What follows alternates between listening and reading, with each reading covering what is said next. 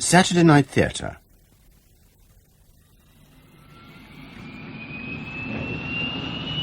Autopilot. Checked and off. Emergency flaps. Checked and off. Switches off. Compasses. Checked and synchronized. Cabin signs. On. On. Emergency exit lights. Guard closed. We present Gabriel Wolfe as Captain Cornelius Penn in Point of No Return, a play for radio by Stephen Barlay.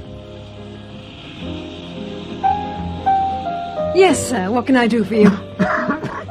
I can't find the life jacket. Under your seat, sir, just as I said. I know what you said, but I still can't find it. I'll have a look.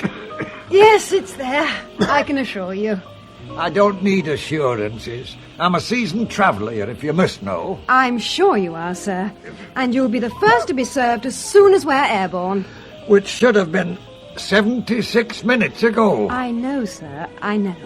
But I must tell you that you won't get attention any quicker if you keep your finger on the service button. Any idea when we'll take off? No, Miss Boone, I don't know.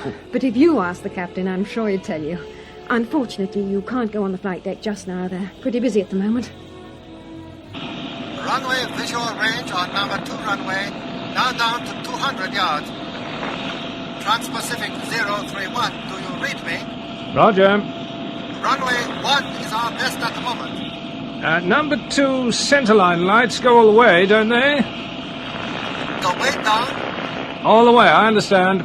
You see them all the way. That's good. Thank you. We'll recheck RVR. No, I'm asking if the lights go all the way. Oh, yes, affirmative. Thank you. I want it on full brilliancy. Okay, 031. The RVR... What was that? RVR down to 100 on number 2. Will you take that? No. We don't see enough light. The forecast doesn't look too good. We might not get you away tonight. Damn. What? I said Roger. Do you wish to taxi back then? No. We'll try to wait and see. Yes, sir? I must get that drink now. If I don't get a drink at regular intervals, this kills me. Good evening, ladies and gentlemen. This is Cornelius Penn, your captain, speaking. I'm very sorry about this long delay, but first we had a suspected engine failure, which turned out to be no more than a malfunctioning instrument, and right now Singapore seems to be enjoying not only its worst traffic jam for years, but also torrential rain, which is quite determined to keep us just a little longer in this delightful city. I know, however, that every one of us is in a hurry to reach Sydney, where the sky is impeccably blue, according to the latest weather reports, and where there'll be a riot, if not armed insurrection, if we fail to deliver the half of the Prince of Wales ballet whom we're proud to have on board. Thank you. Engine failure? Why don't we go back? Oh, I'm sure there's nothing to worry about. Thank you, Miss Boone. How would you know? Well, I used to be a stewardess before moving to the States and switching to aviation journalism. Well, I've been in agricultural machinery all my life, and I can tell you a thing or two about this aviation racket. Do that, sir. Miss Boone will be most interested, I'm sure. Oh, indeed. If only I could have a smoke. 031. You can call now Singapore Tower on 118.3 for takeoff clearance. Good night. Roger. Singapore Tower. This is Trans-Pacific 031 at holding point runway 2. Okay, 31. We'll try to get you away as soon as possible. Roger. If you want to stay here overnight, I mean an extra engine check or something. Don't worry, Joe. That VIP hostess of Malaysian Airways will still be here on our way back. I wasn't thinking about her, only about... The comfort of our beloved passengers. Something like that. And the VIP girl, if you wish. I'm sorry to drag you away, but on this flight I'm captain, and I'm looking forward to sunshine, cold drinks and warm smiles. Of which you seem to get plenty from that most gorgeous scribbler ever to adorn the pages of Aviation World News. Myra Boone. Don't be stupid, she's just an old friend. She was in... Trans-Pacific 031, you're cleared for takeoff. RVR 500, surface wind calm. Good night. 31, good night. All set? Engine stable? Power checked? Here we go.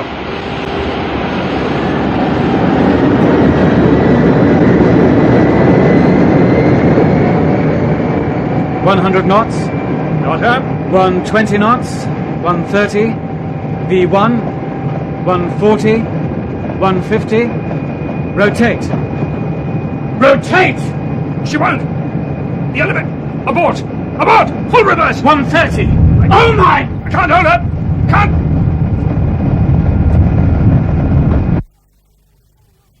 Zero 031. What's going on? Fire station! Fire station! Abandon takeoff and probable crash at the end of 02 runway. Center 1, calling all appliances. We've got it on radar. Square 12, all appliances. Crash in Square 12 with 183 on board. This is Center 1. You want all engines out? Go, yes, please. It's full emergency. Can't hear you. Fully emergency or declared emergency? Full emergency. 183 on board. Can see the fire now. Must be Square 12. Did you say Square 12?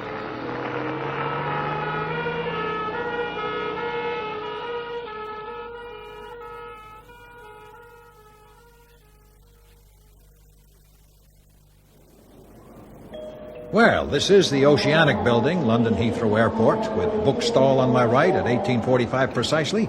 So you've got to be Captain Brown, Chief Pilot of Trans-Pacific, right? Roger. The name is Alvin Singer, and I'm real pleased to make your acquaintance, sir. And I'm most grateful that you have arranged to travel with me. I'm sure we can sort out quite a lot on the long haul to Singapore. Will you be the official AeroCorp representative at the inquiry? No, sir, I wouldn't even know where to start. I'm Vice President in charge of sales of the American Aero Corporation, proud makers of the Sarissa. Yes, sir, proud, despite this most unfortunate mishap in Singapore. You mean the accident? Well, I'd prefer to call it a mishap, with only 2 fatalities and 4 serious injuries. Please yourself, but I call it an accident. A whole plane load of people might have been wiped out. But hasn't been. That's the point.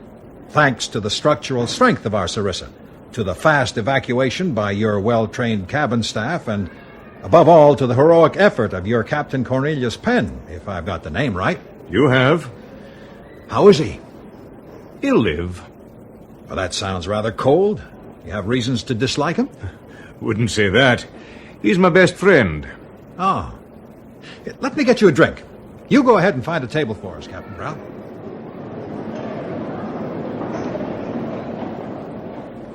Will that do? Fine, fine. Well, here's to our hero, Captain Penn. Cheers. Any fresh information on his state of health? Bruises all over, but his burns aren't too bad, and he needs only mild sedation. Good. And that's how, presumably, he managed to make that useful statement to the press. He wouldn't make one at this stage. Well, it wasn't made to the press directly. He spoke to the investigator in charge over there, as I understand. And the bloody fool gave it to the press, is that it? Well, my agent over there recorded the local news and played it over to me on cable. You want to hear the tape? Please. The sound is lousy, I'm afraid, but let's see.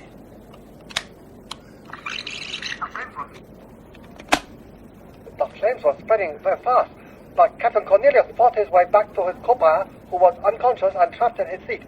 And some Yes, that's an eyewitness. Twisted back, if you see what I mean. It was terrible, terrible. And Captain Cornelius had to roll on ground because his clothes caught fire. But he went back again and... No, it's further down. The investigators still don't know what went wrong, but they hope to have the answer by tomorrow, because the hero of the day, Captain Cornelius Penn, has already told them that this Sarissa is a very fine aeroplane, and there is nothing wrong with it, and that Singapore Airport is a very fine airport, and there is nothing wrong with it. But there was a little trouble with the elevator, and that is why he had to abortion the takeoff. Your Captain Penn will like that, don't you think? I mean, the abortion, the takeoff bit. Attention, please. All passengers on Qantas 232 to Singapore via Rome and Karachi are kindly requested to go to gate number 7. And how are you this morning? Mara, how did you get in here? I borrowed a white coat, as you can see. Are you all right? Well, now, how do they put it? As well as could be expected. It was somebody Never said that... mind what they said. Oh, my neck hurts a little when I do this. But how often do I want to turn like... Oh, this. As often as possible, if you ask me. Your hair catches the light, makes you look even more beautiful when you do that. Now you know what I mean. How come you were hurt at all? Well, just as I was sitting down... Sitting down? Why did you stand up during takeoff in the first place? Oh, well, there was this idiotic farm machinery peddler next to me, pressing and pressing the service bell, and I just cancelled the sign for the umpteenth time, to help the girls, when there was that big jerk and I was pinned to the seat in front. The deceleration was tremendous. Yes. I guess it was a miracle that I wasn't the third. Third what? Fatality. You didn't know? Why didn't they tell me? Who were they? Passengers. Well, as the tip of the port wing hit that tractor... I didn't know I killed 2 people. You didn't. You saved the rest 181 lives. I had to abort. The elevator wouldn't work. Must have been a gust lock or something. They'll find it in the wreckage, I'm sure. We've named her Sarissa because of the shape and strength and speed. A real Sarissa, the long Macedonian lance. And because it somehow suits this most magnificent creature ever to cross the skies. Isn't she the loveliest plane ever? No complaints? Is that all you can say about this sleek and superb near-sonic bird destined to take over the biggest market of them all and replace the aging 707s the world over? I'm sorry, Mr. Singer. Alvin, please. Well, I'm sorry, Alvin, but I've already sung all her praises when I recommended the Sarissa as our #1 choice to rejuvenate our fleet. We were, in fact, one of the first to use her in regular service. And you got a special discount, as well as a most reliable service, right? Roger. The Sarissa has enjoyed the longest accident-free debut made by any new airplane ever. Now, wouldn't you call that something? No complaints, except that something must have happened to that elevator. How would you know? Penn said so. What if he was wrong and made a mistake? Oh, not Penn. He's the most magnificent, most natural airman I've ever known. He's also your best friend? No, that's nothing to do with it. No, I suppose not. Thank you. But you must understand our concern. Oh, I do. And it's mutual, I can assure you. Quite obviously, we don't want to run an unsafe machine. There's no reason to suppose that it's unsafe. We've never had any incident indicating the slightest elevator deficiency. Now, I've already checked that, I can assure you. That's why we must question all other factors now. Agreed. Let's start with the captain. If you wish. He's 41, in the prime of his flying, having logged some 13,000 hours with 8 years in command of big jets. Private life? Stable and trouble-free, with son and beautiful wife. Very beautiful? Very beautiful. But with the big upheavals behind them, what I'd call a good working marriage. It doesn't sound like a corner-cutting pilot, I admit. Corner-cutting, Corrie? You must be joking. If there's a difference between the manuals and his flying, we check the manuals. All manuals say you must rotate at VR, and he didn't. He says he couldn't. In our company, we're exceptionally strict about it. It's not the point of no return only in name, and Penn knows at VR he must take off, must if at all possible. Must because he cannot stop safely on the remaining length of runway, and must, well, unless the takeoff is likely to be more disastrous than trying to stay on the ground. But at VR speed, you have no more than a fraction of a second to make that decision. Wrong. You have no time to make decisions. All the decisions are made for you by the plane, the weather, the runway, and all the other factors. The pilot must be conditioned to recognize a set of circumstances instinctively. His action must be a reflex. I know. It's sad. What? That in this perfect world of aviation, with all our checks, double checks, and treble checks, with all the care, talent, training, and goodwill, we've still managed between ourselves to kill 2 people on that plane. Have you ever been on a mission to tell a wife that she's a widow?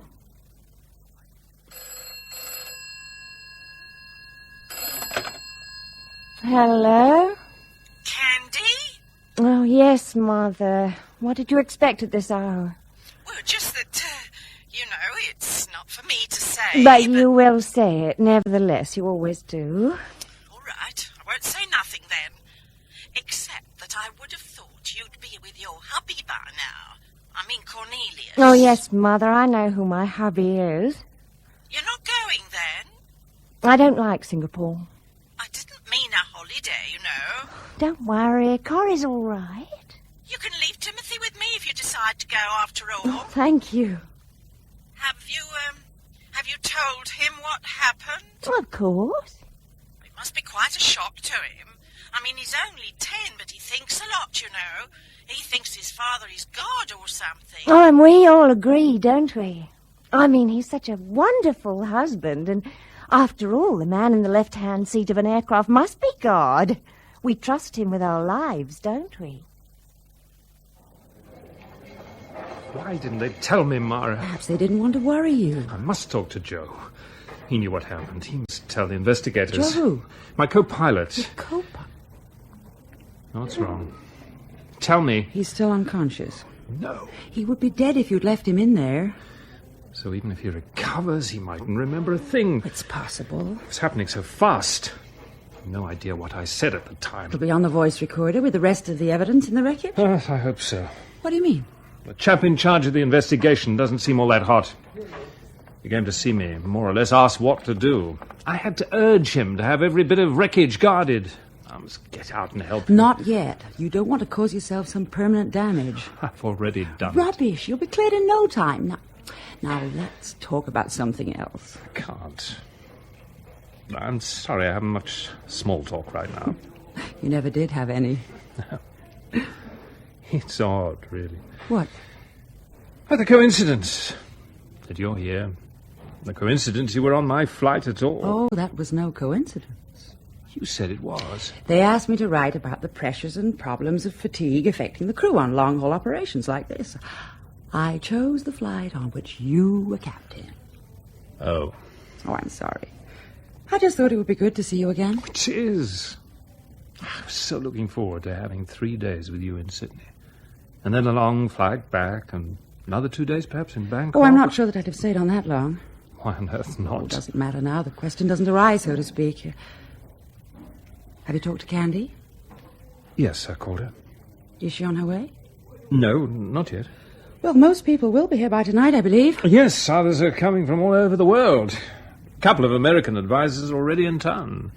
The accident investigation branch is sending someone from London by the invitation of the local authorities. A manufacturer's rep, the engine makers. My own bosses. Oh, by the way, yes, Keith Brown is coming. He's my chief pilot. Oh, that's good. I like him. Oh, tell him. One time he'd have married you like a shot. We all would. That was a long time ago. What is it, 10, 11 years? I never asked you at the time. What?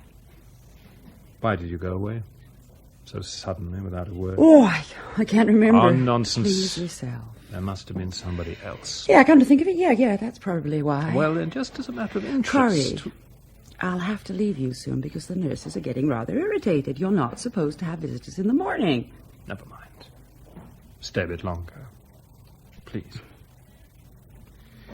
Why isn't she coming? Who? Oh, come off it. Oh, you mean Candy?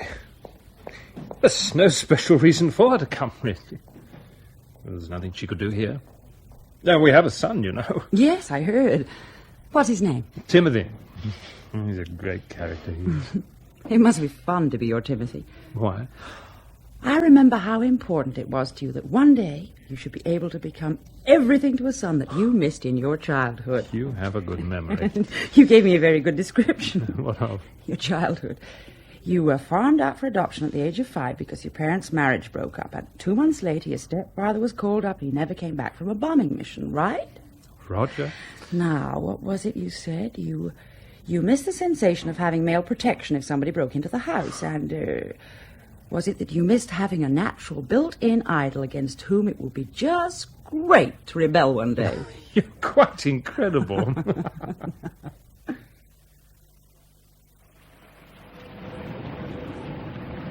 Mr. Singer? Huh? Yeah, that's me. Pleased to meet you. I'm from Far East Radio Services. Could you please spare a moment for me? What? You mean here in all this rain? Won't be long, I promise. But it's the atmosphere, you see. The weather is just like when the crash happened. Look, I've been flying through what was all night for me, and I'm expected at the crash site in half an hour, so... To inspect the wreckage? Are you recording now? Yes, sir. Right. Because I'm pleased to have the opportunity to reassure the flying public everywhere that everything possible is being done most urgently to clear up the mystery. Because the Sarissa is a most magnificent aircraft in which safety has always been such a dominant factor that even her very considerable sales potential is built on that. Speed, comfort, and economy come only a long way down the line. You mentioned very considered sales potentials. Can you tell me more about that? Well, I'd love to, but I must not. All I can say is that 3 very, very major deals are being negotiated right now, and an ultimate breakthrough is delayed only by this unfortunate mishap. The elevator problem, you mean? I didn't say that. The captain mentioned it, so will you now check that elevator? Well, naturally, because we check everything from the elevator to the eau de cologne dispensers. Mara? Oh, good. I was afraid you might already be asleep. Where have you been? Where's Keith? We couldn't come earlier, and now they wouldn't let him in. Oh, do you know where your clothes are? in the locker over there. Do you feel well enough to slip out of here for an hour or so? Of course. Where is he? Waiting in a small restaurant near Telekea Street. I have some bad news for you. I thought so. Nothing is wrong with that elevator. Rubbish. And there's no sign of any impact on any part that could have a bearing on our case. Then they'll just have to check it again and again and again until they find it. Perhaps some local idiots. Oh, stop it, Corey. Those local idiots are assisted by some of the best specialists from London and the States. Then they must have made a mistake. Now tell me exactly what happened. Well, as we left the holding area... After that endless delay, you mean? Oh, that's irrelevant. Why, it's the passages and the local press. What? Local press? Well, there's a rumour going around that you were in a furious hurry to get away after all those annoying delays. Oh, it's a rubbish. Anyway, we were running up smoothly, and I went from nose wheel to rudder steering at 100 knots, and I pulled the stick at VR, and it just wouldn't give. So I pulled harder, and I quickly trimmed back in the meantime to be on the safe side. Yes, the stabilizer trim setting shows that. And I pulled again, and when the nose wouldn't lift, I had to decide if I had elevator response at all or not. And I know I had none. So the choice was obvious. Don't you agree? I do.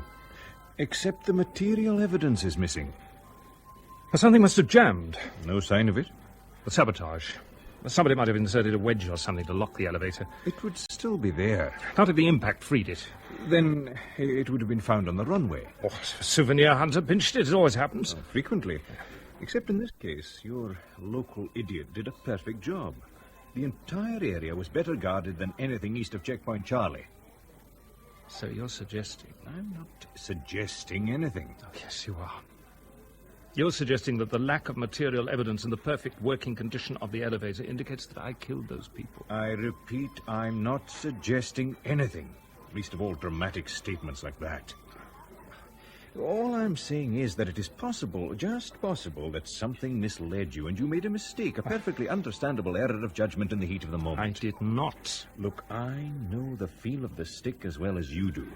Sometimes one worries a little, say, in turbulent conditions, how hard you can pull it. This was different. In the air, I'd have forced it a lot more. But at and beyond VR, there was no time to experiment. Now, that's just it. Just what I'm looking for. What? A sort of second line of defense. You're looking for an explanation of an error. Have you accepted that there was an error? There was a crash. That's a fact. And people were killed and injured, and that's another fact. And that's all I've accepted so far. But there was something wrong with that plane, I swear. You must believe me. Oh, I do. But look at it from an outsider's point of view. If you didn't believe firmly and honestly that there was something wrong with the elevator, if you didn't fight and didn't claim everything you do claim, that would make you a bad pilot, and not only that, a dishonest man, too. Now, in order to make a genuine error, you must have the genuine conviction of having done the right things. But that doesn't prove that you did do the right things, so don't think that I'm trying to jump to conclusions. Well, aren't you? You're not the only one who flies the Sarissa, you know. I'm another one who flies her. And I happen to be responsible for our whole fleet, too. Do you think that I want to risk my neck? Do you? I hope not. But it was a filthy night. You had delays, misunderstandings with the tower, apparent engine failure, return to the apron, checks, impatient passengers. Oh, I could tell you about that. And then more waiting, more queuing, a wet surface, marginal visibility. Oh, the lot. Not the best state of mind to produce a fast, precise response, is it? No. Your intentions are completely unquestionable. When Joe regains consciousness. Don't count on it. Well, besides, he's not supposed to have his hands on the stick, so he wouldn't have felt the resistance. It's true. By the way, did you quarrel with Joe before takeoff? Why?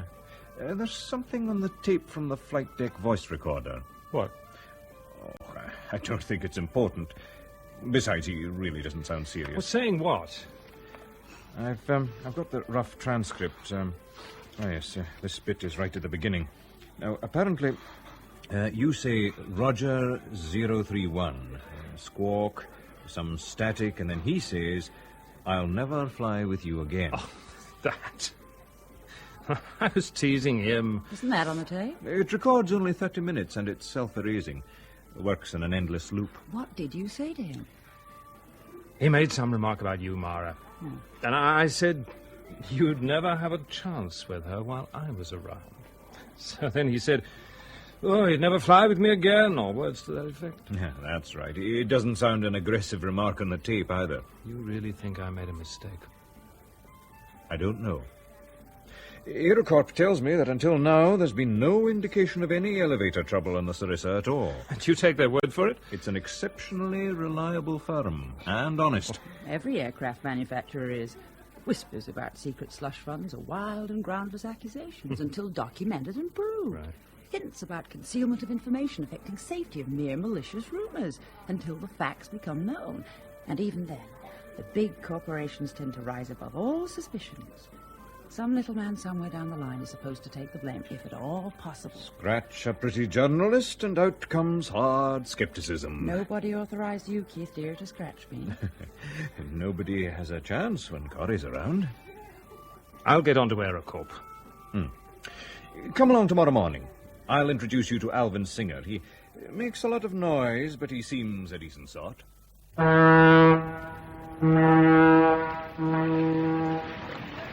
I'm most grateful, Captain, for giving me this opportunity for a quiet, private conversation. And beyond the official statement issued by Aerocorp, please accept my personal congratulations on your conduct following this most unfortunate event. Thank you. You mind if we walk a little? No, I love the port. Yeah, so do I. It's one of the last remaining fragments of the Orient. At least the way we understand the Orient. Quite.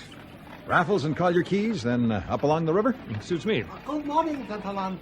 I'm Mr. John. No, thank you. A very nice private bar with very nice girls. No, thank you. A very nice suit in one day. No, thank you. 8 hours. No, thank you. 6 hours. No, thank you. Radio, camera, Japanese pocket. Get lost. Oh, you know Singapore, mister. You in business. We have telex service, accommodation address, can arrange money transfer to and from Hong Kong, Zurich, and Bahamas, and help with tax reduction, bookkeeping, and office cleaning. Boy, did I say Orient? This is my business card, gentlemen. Don't waste it on us. Oh, say, please. Very nice tweed. Telex service. I remember your face. We did business before. Next time, huh? The captain has no time right now. Captain. Captain. Oh. You, Captain Cornelius? Yes. I don't want your business. You go away. Go away. You in a hurry. You kill people. Go away.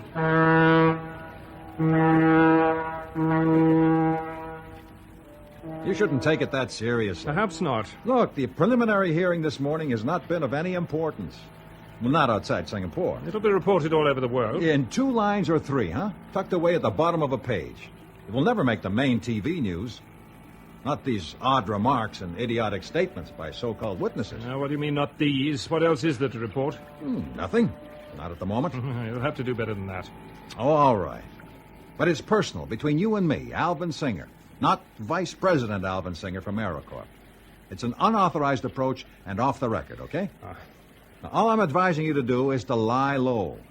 What is that supposed to mean? Look, we're groping about in the dark, searching for facts, proof, either way, something tangible. We're already running a new series of elevator tests. We'll do new flight tests, we'll bench test this entire system from your own plane, and we'll test it in the air, too, if necessary. But I already have the advance report, and it doesn't look too good. Oh, you mean you found something? I mean, there's nothing to find. So when you say I should lie low, you mean I should keep my mouth shut, go along with everything you say, and forget the accident? No. You don't have to forget. You only admit the possibility that an error of judgment... It wasn't. Look, it was. It wasn't. It's immaterial. Oh, you bastard. Don't let the word immaterial upset you. Your evidence is anything but material. In other words, I should lie low and let a faulty plane kill a few hundred people before I'm proved right. But I don't give a damn about your being right or wrong. But your silence would help us to discover the truth, to avoid public hysteria, to prevent emotional press campaigns. It would also help AeroCorp. And your airline, and the airport, and the Sarissa. And you say that purely as a private citizen, a neutral observer, an outsider with no axe to grind. It may surprise you, but yes. It does surprise me that you don't even blush. Well, then let me go even further. Oh, go on, don't mind me. Oh, but I do. And that's just it. You behave like a drowning man, kicking, wriggling, gasping, and grasping at nothing. But it's all about my good name as a pilot. Look, the immediate interest of everybody involved is to achieve cool objectivity. Now, whatever we do now, judgment will be postponed until tests have been completed and a reasonable probable cause can be found. Until then, there's absolutely no reason to discontinue operations. Yeah. Except that I'll be suspended. Yeah, I know. But your airline will want to keep you on the payroll, at least for the time being. Oh, very kind indeed. I'm also suggesting that AeroCorp should use you as an advisor in the new tests. Which I would accept gratefully, if I were corrupt. It would be an honorable way to keep all your options open. Keith? Yes? Could you help me shut this case? Yes, of course. It's incredible. What is? That you still love him. Oh, now, what makes you say that? Your determination to lead. Twisted male logic, that's what that is. You could help him. In London or Washington, perhaps. Here, I'm useless. Moral support? He has a wife, hasn't he? He has you for a friend. Even if in this case, well... Ah, thank you. Besides... Go on. It won't be a pretty sight. To see him hurt, I mean. You blast. We've missed the news.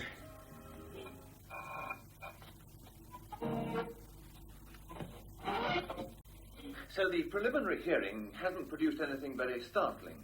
But there are certainly a few disturbing questions. We still don't know for sure that there was no argument in the cockpit, and that a row between the pilots was not a contributory cause of the accident. We know that Captain Penn was always the first among the crew to report for duty, except this time. Ridiculous. But we don't know why that was.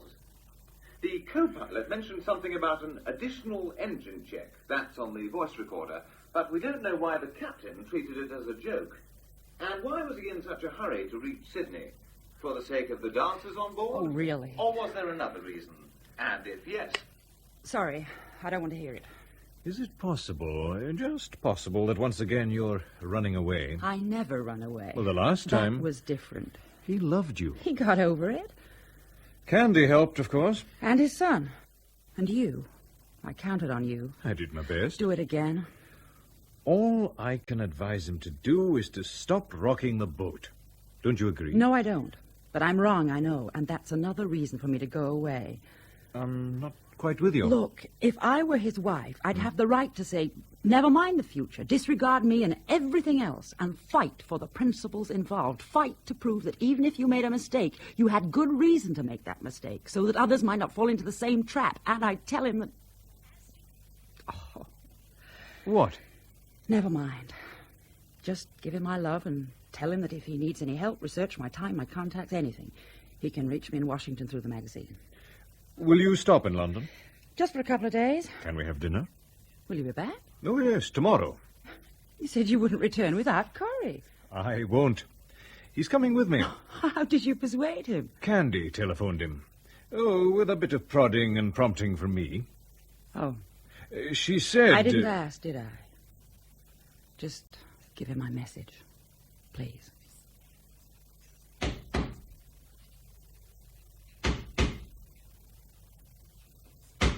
Oh, all right, I'm coming. Don't have to wake up the old neighbourhood. I can still recognise the sound of your car, even if you do come only to see me once in a blue moon. Hello, Mum. May I come in?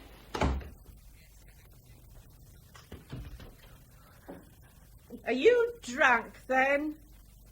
Candy? No, Mum. I'm not. Yes, you are. Because I bump into a chair or two. It's dark here. How would you know, anyway? You call me Mum instead of Mother. Or Mother. That's how. Oh. Well, come on. Out with it. Out with what? Why you came here. Oh, that's a nice and warm reception for you, I must say. I'm Candy, Mum. Don't you recognise me? Oh, your daughter. Candy's a former air hostess. My daughter's a regular Maggie. But that's neither here nor there. If calling yourself Candy makes you more special, that's all right with me. All right. I just popped in to see you. Satisfied? No. Oh, please yourself. Did he throw you out? No. That's the one thing that's wrong with your marriage. Never a harsh word. Oh, you keep saying so. Because it's my opinion. And I may be old, but I can still have my opinion, can't I? Can't I? Yes, yes, yes. You should have it out with him. There's nothing to say. You won't believe me, but there's nothing wrong. Why should there be? You have an ideal marriage, the best. That's what you think. Well, everybody knows Cornelius is a good man who loves your son. His son? Loves your son, and he's a good provider, isn't he? I could have married a millionaire. Two, if you must know. And he didn't make no false promises, did he? Well, I kept my side of the bargain, didn't I? How? By taking everything that was on offer. Big house, big car, cottage in Wales, not that you ever use it. 4 holidays every year in places where most people only get to in wartime. Is that what you call your side of the bargain? No. He wanted a home. I gave him a home. He wanted a son more than anything. I gave him a son. He wanted a beautiful wife. I took care of myself. He wanted a social life. We had nothing but social life. You two spend more time in Soho and the theatres than any waiter and tart put together. Oh, yes. Every night when he's at home. It's because we've nothing else. Well, nothing in common. You've got Timothy. Nothing to talk about. Beats a whoring, drinking man every time. Yeah, that's what I thought. What then? No, he wants to talk all day. He wants attention. Then give it to him. I can't. I'm not interested in aviation and his flying. He's full of it. Well, that's where the money comes from. Oh, not for long, I'll tell you, for nothing. He's beaten. He killed those men in Singapore because he made a mistake, and he knows it. How would you know? Because he does nothing about it, that's how. He's always taught Timothy, you must stand up for yourself and fight no matter what. No, he does nothing. Nothing for 2 whole months. He'll always find another job. Yes, and the sooner the better, too, because I'm fed up with all the fights at the door. What fights? I've got to get rid of them snoopers and journalists. Well, then you tell him not to. Why should he hide from anybody? Because I told him to. You did? Yes. His boss and friends talked me into it. Well, is that good for him? All I know is that if he stays at home for long, I'll leave him. You can't leave your son. I can. Timmy is his son. He's always been. He only came into this world because Corrie wanted him. Because Corrie wanted a son to make happy like he himself had never been. I'm not part of that. No, I wouldn't say that. Oh, I do. I wouldn't have it any other way. I've been trapped by all that sweet talk and glamour and Corrie's dreams about his lost childhood and things he never had. Well, that's how he's trapped me. And I've lost 11 years of my life. 11 years, Mum. Oh, anyway, thanks for the chat. Are you all right to drive? Oh, yes, Mum, thanks. I mean, you can stay if you like. For the night? No, Maggie. Not the night. That's something you must decide when you're quite sober. I should rather drive, you mean? I didn't say that. Well, I'll see myself out. Not in this house, you won't. Oh, what a night!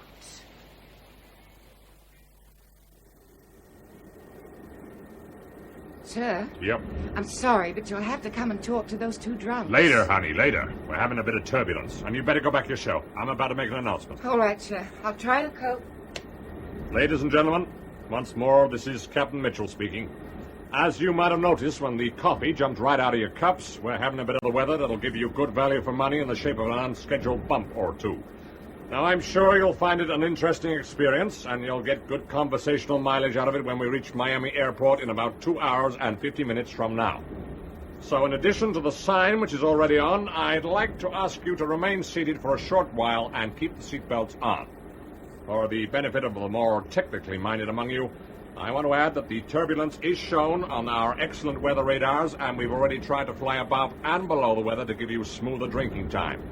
Unfortunately, the storm appears to be quite extensive, so there's nothing to it. We'll just have to steer manually round the worst black holes in our screen and apologize. Hell! Shut up! I can't hold her! I can't! Okay, I have control. Give me the course. Oh, no!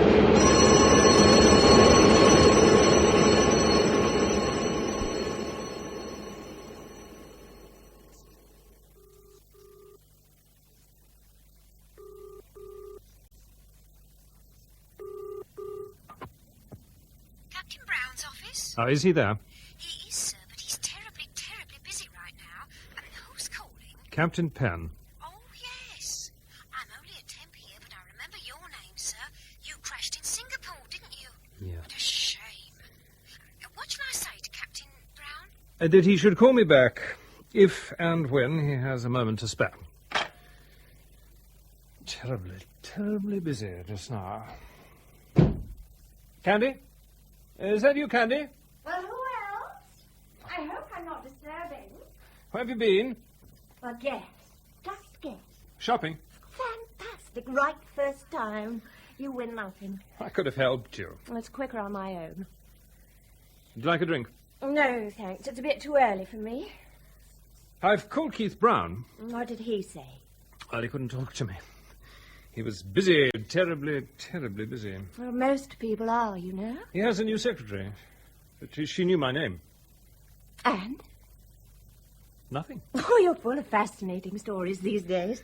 I'll remember to invent some specially for you next time. Alternatively, you could get a job. But I have a job. My contract Your bids me- contract? Well, break it.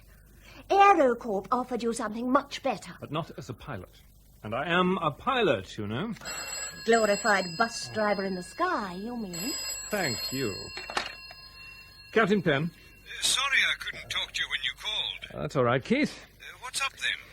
Well, nothing. I just wanted to find out if there was anything happening at your end.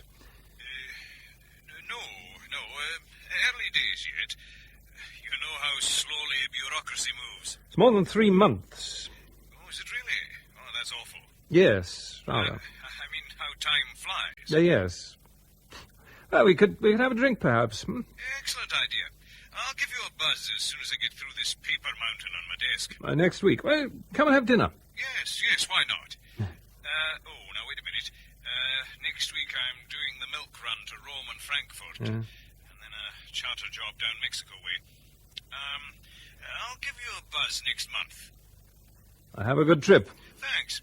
Meanwhile, should anything come up, you'll be the first to know, of course. Take care. And you. Well, is he coming to dinner then? No, not just now. Oh, don't you see? Nobody has as much time for you as you'd have for them. Thank you. That's very flattering. It's the truth. And I'll have that drink now. Then help yourself.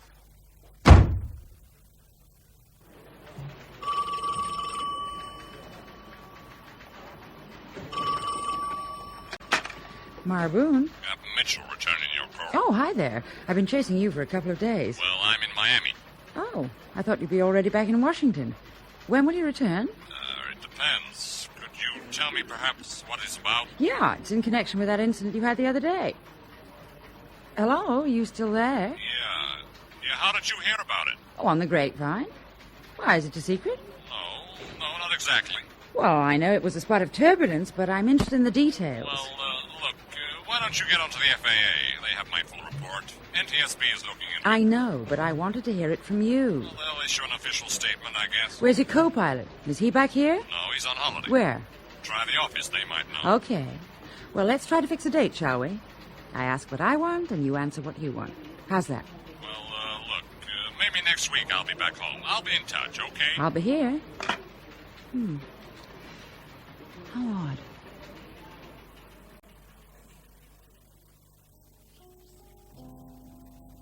Don't you think it's odd, Linda? More coffee? Oh, yeah, please. I don't know what you find so odd about it. Only that everybody seems to shy away from publicity. Why should they want to advertise an incident?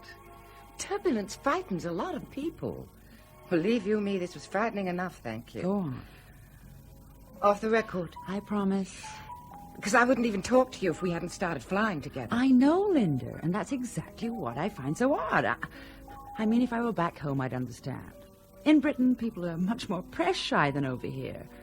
Oh, it may be a sense of privacy or grossly inflated self-importance or treating even cesspit cleaning charges as if they came under the Official Secrets Act. Perhaps they do over there. You see what I mean? I do. But this particular situation is, how should I put it, delicate? Why? Ours is a small airline. Profitable, but struggling with constant problems of liquidity. Oh, the story of my life. We could never afford to fly the new near-sonic Sarissa if it wasn't such a good shop window for AeroCorp. You mean you got them cost price or something? But surely nobody would hold a spot of turbulence against the Sarissa. That's something even AeroCorp couldn't design out. That's what Captain Mitchell said. Have you ever met him? No. As I said, he wasn't too keen to talk. Well, I think we were lucky to have him on that flight. Even he was shaking when we got down. It must have been quite a pocket you hit. The first jolt came as I was returning to the cabin. Yeah. And while the captain was giving the passengers a funny pep talk, two drunks were calling for attention and drinks in every way they could. And then came the next one, which sent us into a dive, and the drivers just couldn't hold it. Well, shows the structural strength of the Sarissa that they managed to pull out at all. And the fitness of the drivers. They had to fight the controls all the way. When they put the nose down to pick up speed, it wanted to go up and stall. It even resisted the turns as they tried to steer around the black holes. All right, Linda, it was bad. Hell, if you like. Oh, I remember my own first bumpy ride, thank you very much. But that's no reason to grow so press-shy.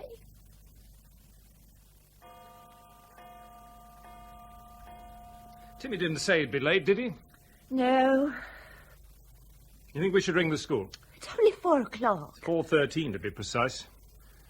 Your clock is very pretty, but it's no good as a timekeeper. Well, try to repair it, if you can spare the time. Oh.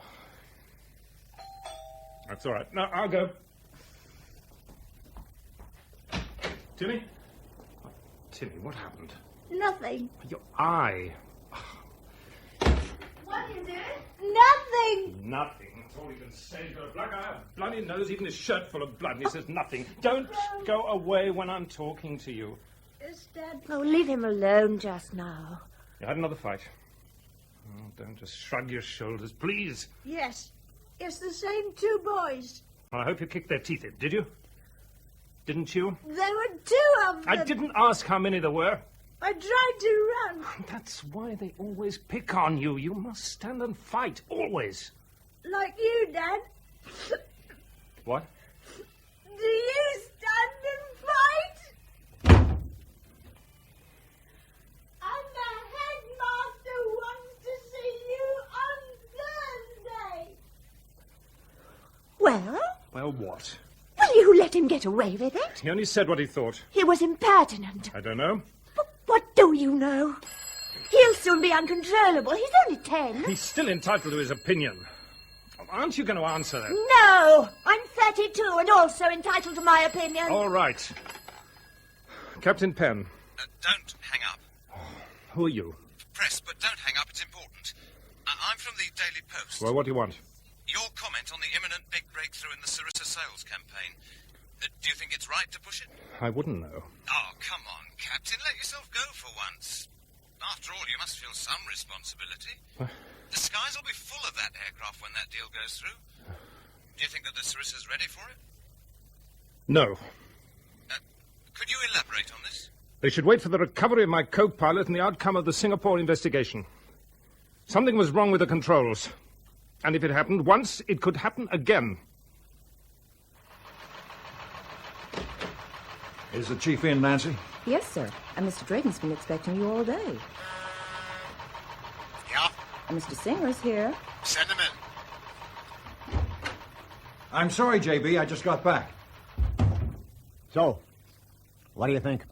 Well, sir, Don't well me, Alvin. We don't have time. That statement in London could be very damaging. I don't understand, Penn. Who's that? The pilot. Oh, yeah. Yeah, but you don't even need to understand him. That single statement could delay the sale by 6 or 8 months easily. Yeah, then they may stir up this turbulence incident. That girl, what's her name? You mean Mara Boone? Yeah.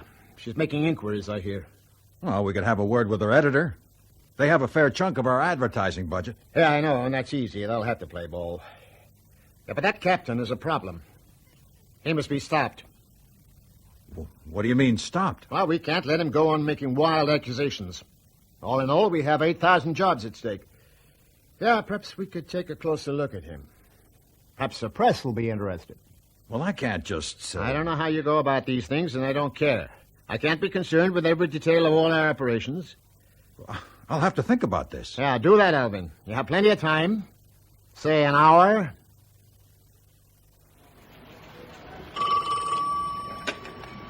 Mara Boone. Hello, it's Linda. Have you got a TV in your office? Yeah? Well, switch on WCC right away. Why? What happened? Just tried to interview me on the telephone for the current affairs program on the air right now. It's something to do with the Singapore crash. Thanks. I'll call you back.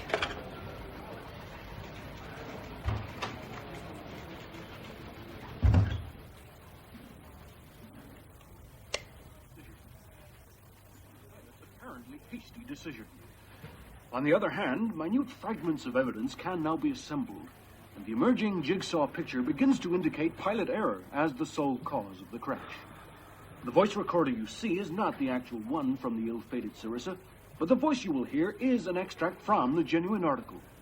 Roger. 031. I'll never fly with you again. You're not the first to say so. Sounds light-hearted enough. But how light-hearted are you supposed to get when you're responsible for lives? I'll never fly with you again. Why? What was he referring to? Could it be that the co-pilot, incidentally a captain himself, was unhappy with the performance of the engines despite the earlier checkout? Oh, nonsense. Well, here's another brief extract from that fun and games flight deck chit-chat. Well, if you want to stay here overnight, I mean an extra engine check or something. Don't worry, Joe. That VIP hostess of Malaysian Airways will still be here on our way back. I wasn't thinking about her. Only about, the comfort of our beloved passengers. And so it goes on. Well, we must leave it to you to decide. Is this the way to discuss the fate of the fare-paying public? What's more, the extracts refer to a friend of the captain, but we don't wish to go into that. After all, we're concerned only with the crash and the factors that are relevant to the search for the truth. There are, however, some other worrying aspects to deal with. The voice recorder extracts come by courtesy of the Far East Radio Services, a fine agency which also traced one of the survivors of the crash. Oh, they would, wouldn't they? Your name, sir? Is that absolutely inevitable? I mean, I'm not seeking personal publicity or something. I've been flying most of my working life, because if you're in this agricultural machinery game, you must be prepared to visit customers all over the globe. Yes, of course. But we must try to answer what's important for the investigators. And you mentioned something that the captain was in a hurry. He said so himself on the intercom, because of this Barlay company on board. And also his friend who sat next to me and who, according to the stewardess, could be expected to obtain more accurate information from the pilot than anybody else on that aircraft. Now is that right? Yes? Yes, okay. I'm sorry about this interruption, but I hear that at last we've got through to London. The sound you hear is, in fact, Captain Penn's phone ringing. Hello? Hello, London? Captain Penn here. Hello, Captain. This is Richard Bryant from station WCC in Washington, D.C. And I must add that you're in our current affairs program on the air live right now. Do you realize it's past midnight here? Yes, sir, and I'm ready to apologize. But now we must know what really went on between the crew before the crash. So tell me, please, was there an argument on the flight deck before takeoff? No. But the voice recorder It's revealed... none of your business. It's purely for the investigators' information. But only that could support your claim. Rubbish. As soon as my injured co-pilot recovers... You mean you haven't heard? What? He's dead. Oh, no. I'm sorry I broke the news so tactlessly, but I was sure you'd know. It happened about 90 minutes ago. So, in the light of the new situation, when there's no hope to get your statement verified and your denials confirmed... Hello? Are you there? Yes. Yes, I want to make a statement. The new Sarissa sales must be stopped at all costs. The entire fleet already in operation must be rechecked. I, or anybody else for that matter, can't sit back and wait any longer. Because you must clear your name. Never mind my name. I'll be back in that left-hand seat soon enough, and I won't ask for universal gratitude either. But we must prevent another, potentially more disastrous crash. So in the morning, I'm off for Singapore and to the States to see AeroCorp and do everything I can. Who's paying? I have to pay. Oh, you mean we have to pay? Yes, we have a joint account, haven't we? With virtually nothing in it. The last 3 months were quite a drain. And a trip like this could be a financial disaster. Well, I can get a loan. And later sell the house, too. You may be away for months. I don't know. The sooner I leave, the better. How soon? Well, I think there's a flight at 8:30. You won't be back in time to come and see the headmaster on Thursday, even though it must be something serious. Well, I'm sorry. You'll have to go in alone. To whitewash your son. I warn you. If you go away, that's it. You want to leave me? As if it mattered what I or anybody wanted. It matters to me. Oh, like you asked the minor bird you bought for Timmy. Shoo-shoo, little bird. You like this cage or that one? Oh, you're a great trapper, Corrie Penn. And you're drunk. Did it matter to you whether Timmy would want to come into this world or not? Did you ask him? I asked you. It was a mutual decision. Like between you and the minor bird. You were free to leave any time. Oh, sure I was. But you were clever. You kept gilding every bar of the cage. And you always knew that I'd become a big enough whore to accept it all and give you in return some sort of marriage. I haven't complained. And I was too lazy to make a move. Is that what you call a good marriage? I don't know. It works? No. It vegetates. Survives while the going is good. It's a social convenience without love. Without even sex. Without love. I could have walked out when you turned completely against sex. Why didn't you? There must be some bond to hold me here. Well, yes, Timmy. Now he must be sacrificed for your career. Between Washington and Singapore, I'll come back for the day, I promise. You can't achieve anything in Washington if you only have 2 days. Mara will help. She has contacts. Captain Penn. Please look at Mara. Just a smile, please. I'm from WCC. If you could tell... Captain Penn. Could you please stop running? Captain. Oh, it's good of you to come and meet me. It was very stupid of me. I should have known they'd be out here in force. Now they have the missing link. What's that? The picture of the two of us together. What nonsense. If they could only half convince the public and the authorities that we're having an affair, and you just couldn't wait to lay me on Bondi Beach or something equally imaginative, then you're doomed. Who the hell would pay attention to gossip writers? In this case, everybody. Why in this case? Look, this is not just a bit of cheap titillation about who's sleeping with whom. You're not a playboy and I'm not... Get on, Corrie. Down. What was all that? There was a photographer in that car. Look, you'd better stay out of sight. I booked you into the Manger Hay Adams. Opposite the White House? Only because I happen to know a good back entrance there. I'll drop you at the front and see you in your room later on.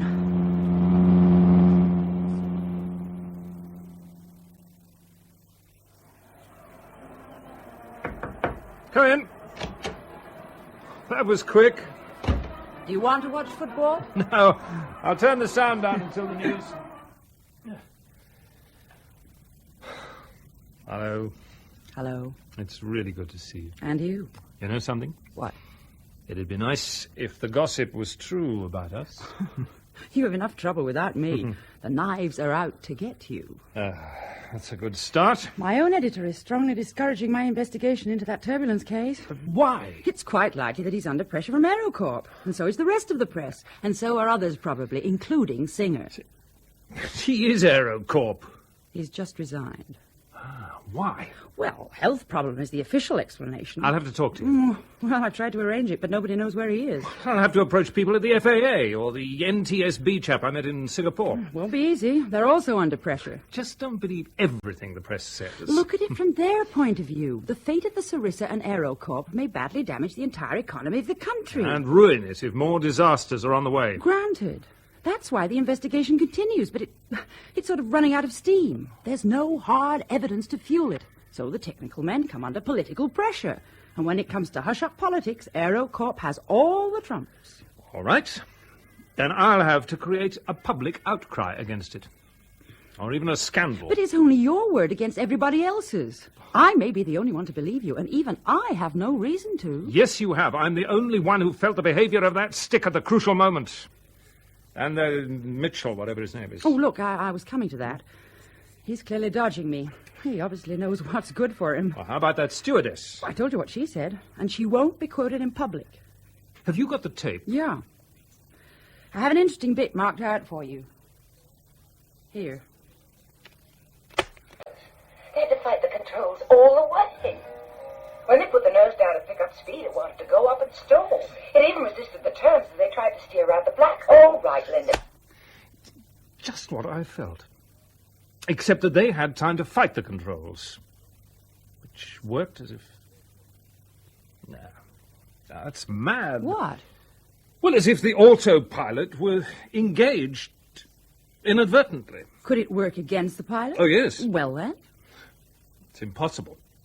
You see, the safety features are such that on the Sarissa it needs 2 positive steps to activate the autopilot. And besides, in my case, I remember quite clearly I glanced at it for a split second. I know it was off. It was found in the off position after the crash. It may be worth mentioning when you meet Drayton. Who's that? The president of AeroCorp. That's my only good news, so I left it last. How did you manage to swing that? I've twisted every arm in sight. He'll see we're Thursday morning. Corey? What is it? No, it's nothing. We'll have to rearrange it. You can't. He's away now, and he'll be back in his office for only 5 hours on Thursday. He gave you 15 minutes of that time. Oh, what's wrong? It's only that I was supposed to be back in London on Thursday. Do sit down, Mrs. Penn. Thank you. It's a pity your husband couldn't make it, but, I know. The papers seem to be full of his spectacular efforts in Washington. Well, yes, you know how it is. Of course. Reporters have visited, in fact, even this modest establishment. A most embarrassing experience, if I may say so. Young Timothy seems quite upset because of it. Also, because some boys seem to be picking on him quite deliberately. Yes, there were fights. I'm glad he told you. No doubt he's also informed you why those boys were, as you say, picking on him. No. Well, current uncheckable rumor is, to put it bluntly, that he's twice been suspected, to say the least, of pinching some tawdry items and planting them, so to speak, on other boys and staff.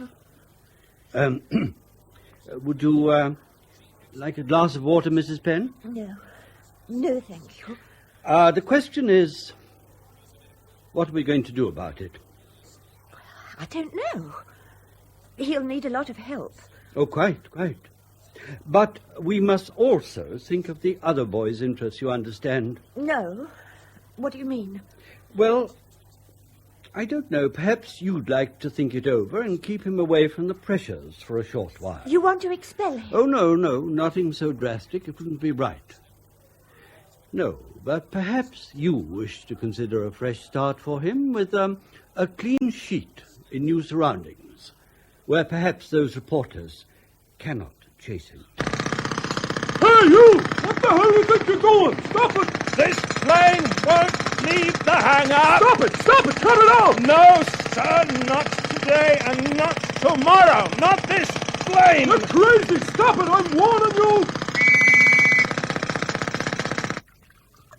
Here, drink up. I don't want anything from you, Mr. Drayton. Of course you do. You want satisfaction. I want action, now. Well, then start by drinking up. Then I'll apologize for the guards. Now, they shouldn't have knocked you cold. But you were lucky they didn't shoot. What you did was industrial sabotage. I only dug some holes to prevent a Sarissa from leaving the assembly line. What, for an hour or two? We could bridge those holes, you know. Every hour counts, not to mention the publicity. Yeah, you certainly made effective use of your 48 hours or so in the States. Do you know that you may be deported within the next few hours? Yes. If I make an official complaint, that is. Don't threaten me, Mr. Drayton. I've too little to lose. You know something? I admire your determination. Then ground the Sarissa and stop production until the cause of my crash is cleared. You know I can't do that. Well, then you give me no choice. I know you'll try and stop me. I know that much of the press will see it the way you want it to be seen. But sooner or later, some people will stop and think. And they may be wrong. I take that chance. Of course you do, because you have only Mr. Number One to think of. Oh. It must hurt to be as unselfish as you are. Look, what makes you think that yours is my first such problem? Do you think it would be right to stop production and ground a fleet every time a stupid driver wrecks a machine and makes a fuss to protest his innocence? How to protect lives. We both do that. But I also have to think about jobs and people's faith in aviation. And that justifies anything, doesn't it? Even the wrecking of lives like mine. Look, I don't know what my lieutenants did to you. I can't be responsible for everybody's action within the corporation. But I'm sure nobody meant to hurt you, and I have a proposition to make. Which I cannot refuse, I suppose. I'm willing to finance a research project, and I want you to participate in it. You want to buy me out, quite shameless. Yeah, but in a positive way. And then you can do something for the Sarissa and the public instead of playing the martyr. Yes, martyr. And you'd better stop seeing yourself as a modern Don Quixote bravely charging the propeller of an airplane. Some more home news. The Accident Investigation Branch I of hear it Trans-Pacific is. Airline Oh, still dear. refused to make any comment on the Singapore crash of Flight 031. But in America, Captain Penn continues to drum up public support for his fight against the Sarissa, this time with a drill in front of a hangar. Oh, dear. A stewardess revealed to an American television investigation that the captain had a late night before the flight. Mara Boone, the aviation journalist among the passengers, was apparently mentioned on the flight deck during the long delay, and according to an extract from the voice recorder transcript, the captain said, "She's just an old friend." She was... But the sentence remained unfinished. Leave it, Ma. I've heard enough. Oh, why shouldn't he have a bit of crumpet? I don't mind. Oh, shut up. Timmy might hear Oh, it. so what? Sooner or later, he'll have to learn that his father isn't God. Just good friends, my foot. They had a good thing going long before I came on the scene. Couldn't have been all that good. Oh, she left him. You know why? I'm not I'll tell interested. you. Because of the child. What child? The child he always wanted and the child she couldn't have. She's barren, poor old dear. How would you know? Oh, she told me. That's how. He never knew why she ran after him. She couldn't face telling him, she said. It would hurt him. Dear, oh dear, it would shatter that darling man. Well, I'll be less considerate. You can't do it. Oh, yes, I can. And I will. He needs you now more than ever. He's never needed anyone. How about Timmy? He'll be all right with his darling daddy. He needs a mother. But what do I need? I never wanted to be a mum. I never wanted a little brat to keep me from living and embarrass me with thieving and all. Oh, you like to be a mum? You play mum. Oh, you can't be so heartless. Not my Maggie. Not heartless. It's my last chance to think about nobody but myself. One day you'll regret it. Well, at least I won't have anybody else to blame. You just telephone Corrie in Washington after I've gone. I came as soon as I got your message. So what's happened? I'm going home. You decided against Drayton's offer? No. I decided against sacrificing my son for an obsession, however melodramatic it may sound. You don't expect me to understand, do you? Candy's left. Taking Timmy. She's left him with her mother. Oh, she wouldn't. No. She did. So I must go.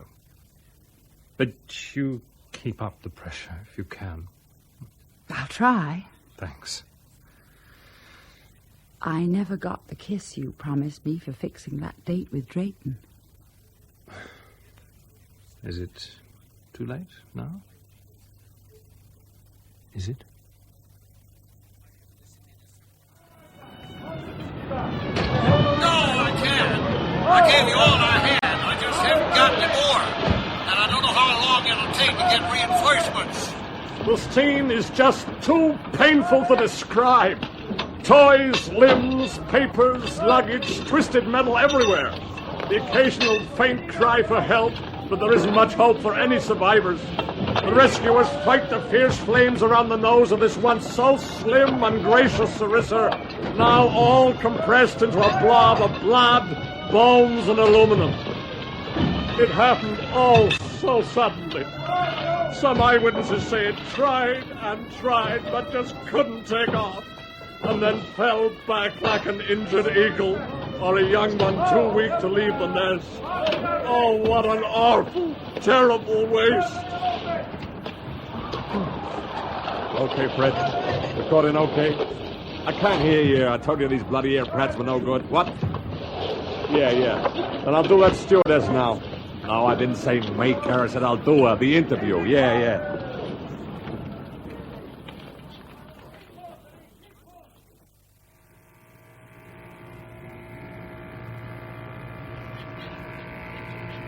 May I steer, Dad? Aye, Sam. Right. Then full speed ahead, number one, and no mistakes this time. Ding, ding, ding. Full speed ahead coming up, sir. We'll have to nurse that giant engine carefully, or else we'll have to paddle all the way back to Chiswick. Right. Number one, Sir? have you heard from her? You mean your mother, don't you? You know whom I meant. Don't you want to say, Mother? All right. You don't have to. It's 3 weeks and a day now. No. Not a word. But I'm sure she's all right. Land ahoy! Stop the starboard engine!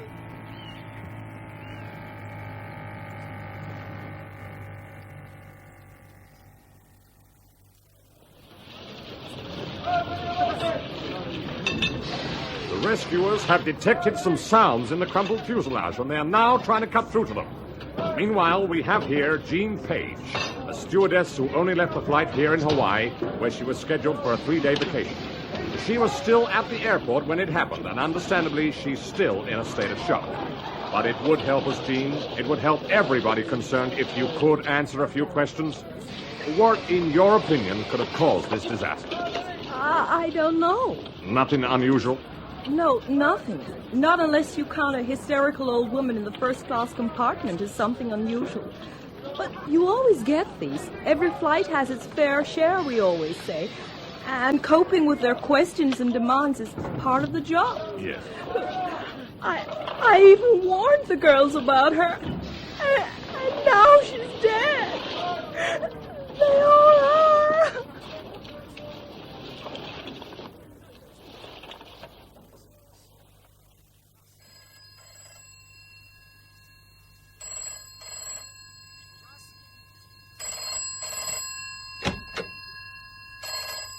Answer, Timmy, will you? Right. Hello? Hello? Hello, Timmy. It's Mara. We had a chat the other day, remember? Yes. You said you'd come and see us. I couldn't. Well, not yet. Are you still in America? Yeah. Is your daddy around? Yes. We were on the river, and I was captain and he was number one. Here he is. It's Mara. Oh. Hello. You spent the whole day on the river? Yes, it was lovely. Then you haven't heard? What? Crash in No. No survivors. Any details yet? Very little to go on. Oh. But it might have been like yours. According to witnesses, it was a very odd takeoff, Yeah? as if the plane was struggling to get off the ground, or the captain was hesitating. It's guessing. Well, everything is at this stage. That's true. Has the press dug up anything? Oh, well, not yet. There's only been an interview with the stewardess who left the flight in Hawaii. She gave the usual waffle of shock, you know. Perfectly normal flight, no premonition of disaster, troublesome hysterical passenger, and general confusion. That's odd. What? You remember that dreadful machinery salesman next to you? Boy, do I. On Mitchell's flight, when it hit the turbulence, there was also trouble with some drunks. And now again. You mean there could be a connection? No, there can't be. I mean, how could there be? Except that I... No, it's ridiculous. Except what? Well, that I don't believe in coincidences. Tell AeroCorp. They must look into it if you push it. I make myself the laughing stock of the trade. No, it's not on, Mar. But it is odd. Shall I mention it to Drayton? If you like. Yeah? Miss Boone of Aviation World News and Line 3.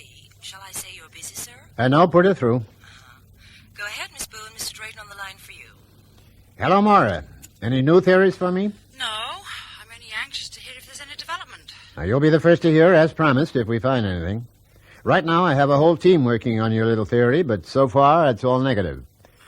They tell me that there could be no interaction between the elevator controls and the various cabin signs, except if wires which run together were bared. Most unlikely event.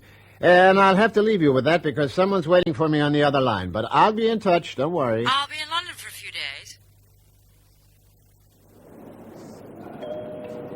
This is the final call for passengers on Trans-Pacific 553 to London Heathrow. All passengers must proceed to gate number 22. Thank you. Miss Boone? Yeah? Captain Brown's asked me to take you on board. Oh, thank you. We have a full load, and you'll have to ride as a supernumerary on the flight deck, I'm afraid. It's not the most Oh, comfortable don't ride. worry. I love it. Hello? Hello? Yes, Mr. Drayton, I'm still here. Now, what the hell do you mean chafed? Now, how could they be? Well, nothing definite. Not yet, you understand. No, I don't. Have you found chafing in the wire insulations or not? Well, yes, we have, but only on one aircraft. Okay. Then start checking every other available aircraft within reach, and I'll put out a worldwide alert immediately. One more thing. Have you yourself seen that crate in Singapore? Yes, sir. Have you seen any similar chafing on that? Well, no, sir, but then it's not something you'd normally look for. You see, the various looms of parallel wires are in a protective sleeve, and there's never been a reason to cut undamaged sleeves open. Except now that you've asked us specifically. Good. Then remember this. I mean that I personally have asked for this, okay?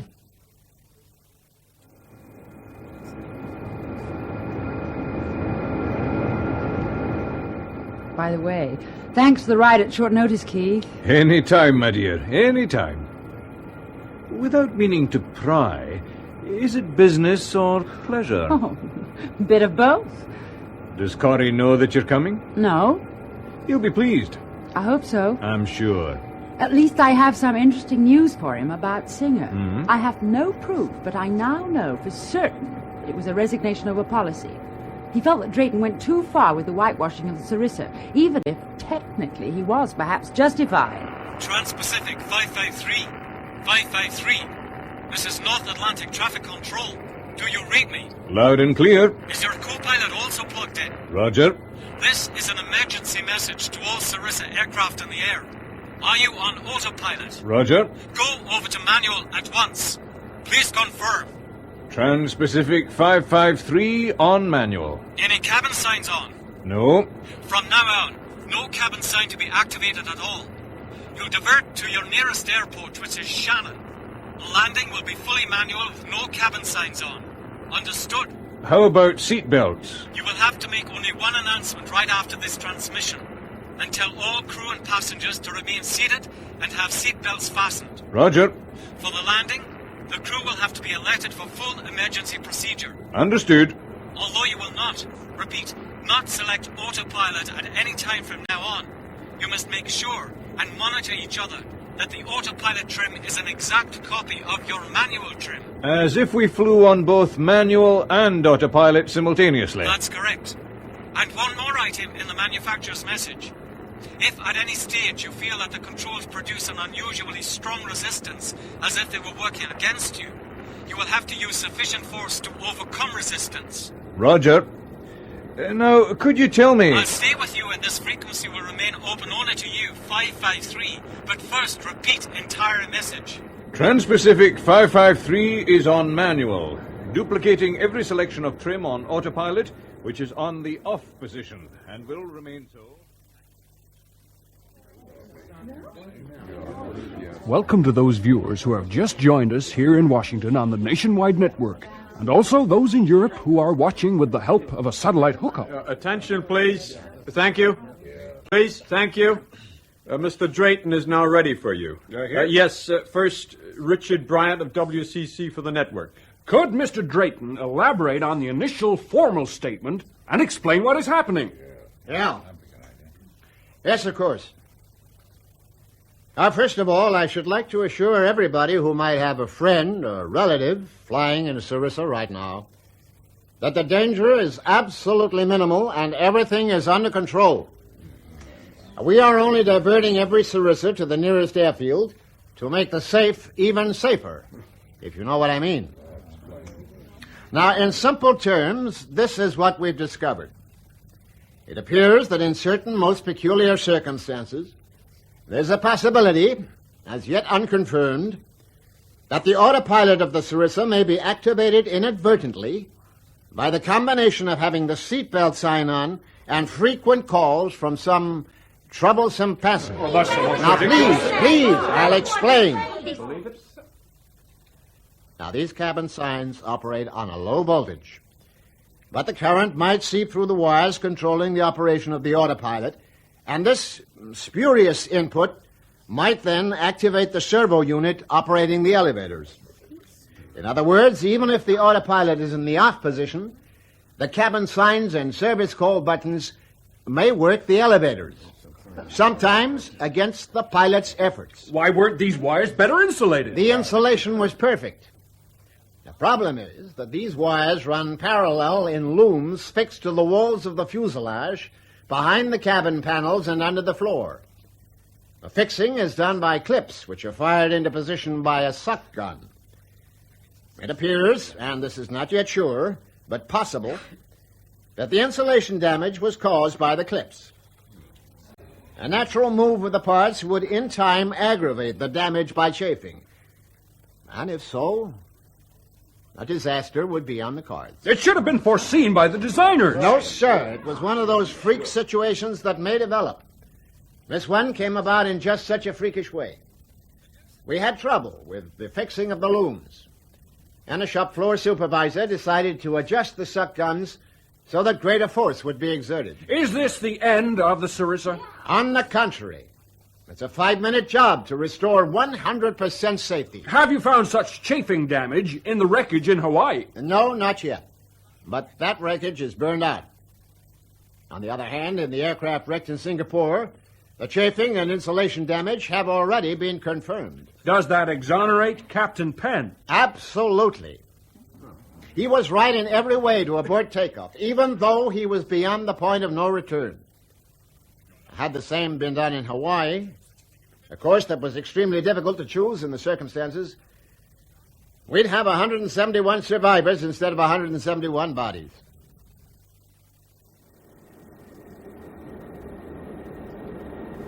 Flaps 30 degrees, lights on. Approach check completed. Your seatbelt, Mara? You'll never find me without it. Okay. Well, we've been cleared to go in straight, so good luck, everybody.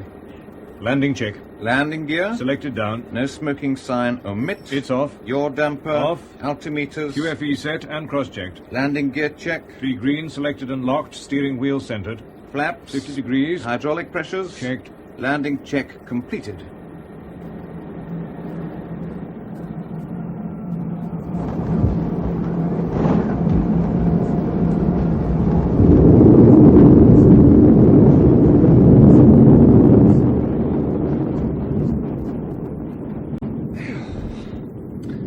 Gives you something to write about? I'd have preferred to be a participant rather than the subject of the press conference.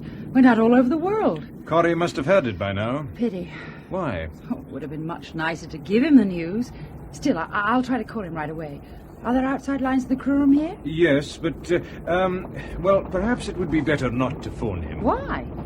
I may have to ask you to do me a favor. To tell him something. Don't try to sound so mysterious. Oh, no mystery. It's just that he would perhaps take it more easily if it came from you. I mean, personally. It's about his future. Oh, I know. I know you'll insist on giving him hours and hours on the simulator, fresh checkouts and the rest, before he could return to the left-hand seat. It's not that simple, I'm afraid. He's already been exonerated, hasn't he? Well, he's certainly entitled to apologies and compensation. He doesn't give a damn, I'm sure. And both Trans-Pacific and AeroCorp will offer him the best desk jobs you can think of. Desk jobs? You know he wants to fly. He's a pilot. I know. But after Singapore and the accusations and all the rotten publicity, how would you as a fare-paying passenger feel if at 30,000 feet the intercom came on and Corrie's smooth voice said, "Good evening, ladies and gentlemen. This is Cornelius Penn, your captain, speaking."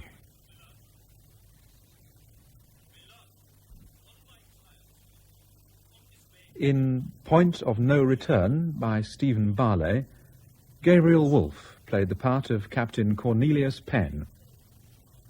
Candy Penn was Sheila Grant, Mara Boone, Shirley Dixon, Captain Keith Brown, John Graham, Alvin Singer, Paul Maxwell, Drayton, Malcolm Hayes, passenger, Stephen Jack, Richard Bryant, Paul Meyer, and Candy's mother, Betty Bascom.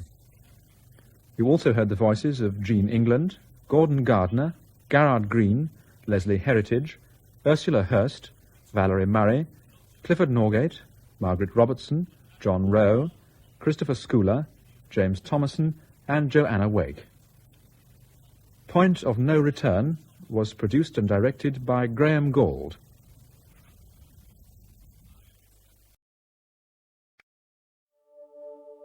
I'm just me. And you're just you.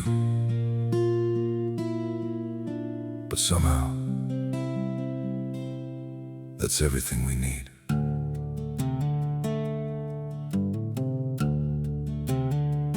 I don't have a perfect story, no shining crown to wear, just a heart that keeps on choosing you in every prayer. You're not made of fairy tales, you're not some distant dream, just the one who feels like home in ways I can't explain. I'm just me and you're just you, nothing more, but it feels true. No disguise, no in between, just the way it's meant to be. We don't need to be someone, we don't have to chase the sun. In this world so wild and free, you belong with me.